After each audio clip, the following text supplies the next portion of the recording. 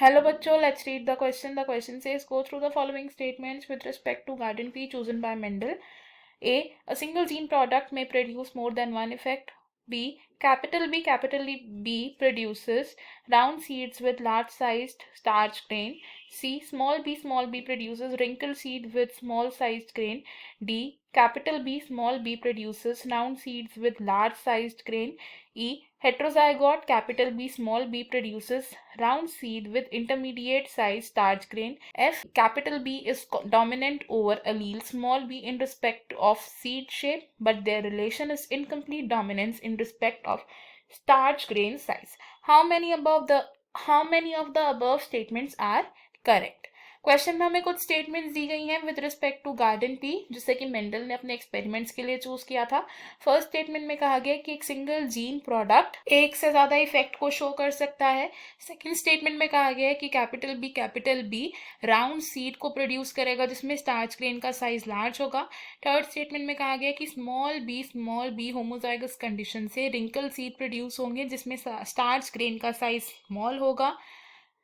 Fourth statement में कहा गया है capital B small B condition में यानी कि हेट्रोजाइगस कंडीशन में राउंड सीड्स प्रोड्यूस होंगे which have large size starch grain. E statement में कहा गया कि हेट्रोजाइगोट कंडीशन में राउंड सीड प्रोड्यूस होंगे with intermediate starch grain size. And last statement में कहा गया कि कैपिटल बी अलील डोमिनेंट है over the small B in respect to seed shape, लेकिन जब हम बात करते हैं स्टार्च ग्रेन के साइज की तो ये इनकम्प्लीट डोमिनेंस शो करते हैं. हमें बताना है कि इनमें से कितने स्टेटमेंट्स करेक्ट हैं. इस क्वेश्चन में हमारा जो की कॉन्सेप्ट है that will B genetics of garden pea. Key concept is genetics of garden pea. सबसे पहले अगर हम बात करें एक ऐसे फिनोमिनॉन की जिसमें कि एक सिंगल जीन दो या दो से ज्यादा कैरेक्टर्स को एक्सप्रेस कर सकता है, उसे हम बोलते हैं प्लियोट्रॉफी. तो प्लियोट्रॉफी क्या है? ये एक ऐसा फिनोमिनॉन है जिसमें कि एक सिंगल जीन क्या करता है, टू या फिर मोर देन टू कैरेक्टर्स को एक्सप्रेस करता है, यानी कि एक सिंगल जीन दो या दो से ज्यादा फिनोटाइप्स को शो कर सकता है. अब अगर हम बात करें गार्डन पी प्लांट में स्टार्च सिंथेसिस की,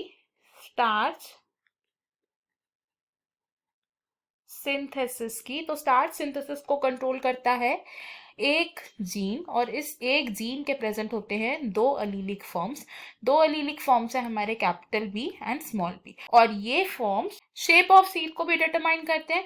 अब इन अलीलिक फॉर्म्स में से जो एक कैपिटल बी है दिस इज डोमिनेंट, और जो स्मॉल बी है ये क्या है, रिसेसिव है.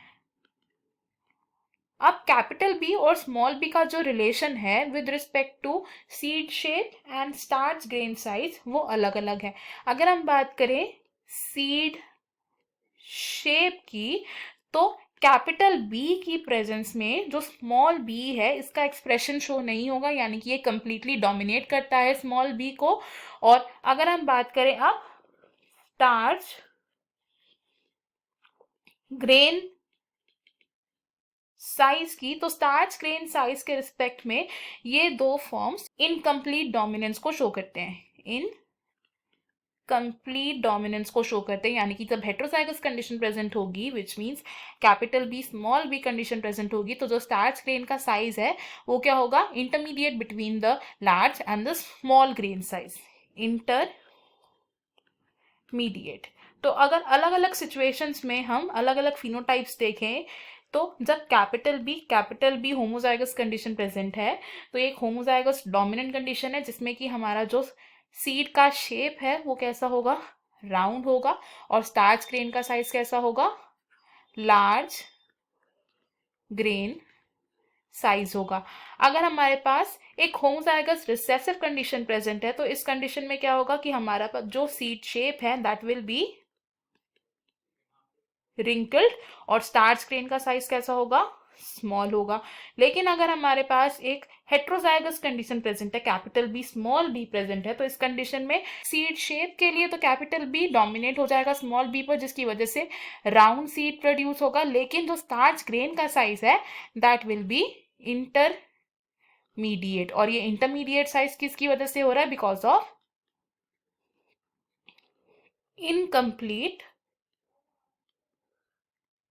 डोमिनेंस। तो अगर हम अपने ऑप्शन देखें यहाँ पर, इनमें से हमारा फर्स्ट स्टेटमेंट करेक्ट है, सेकंड स्टेटमेंट भी करेक्ट है, थर्ड स्टेटमेंट भी हमारा करेक्ट है, फोर्थ स्टेटमेंट हमारा रॉन्ग है, बिकॉज एक हेट्रोजाइगस कंडीशन में राउंड सीड्स प्रोड्यूस होंगे लेकिन large size starch grain produce नहीं होगा। स्टेटमेंट ई करेक्ट है एंड स्टेटमेंट एफ भी करेक्ट है। तो इनमें से हमारे कितने स्टेटमेंट्स करेक्ट हुए? 5 स्टेटमेंट्स आर करेक्ट। तो हमारा करेक्ट आंसर है यहाँ पर option 3। Option 1, option 2 and option 4 यहाँ पर रॉन्ग हो जाएंगे। I hope you have understood it. All the best.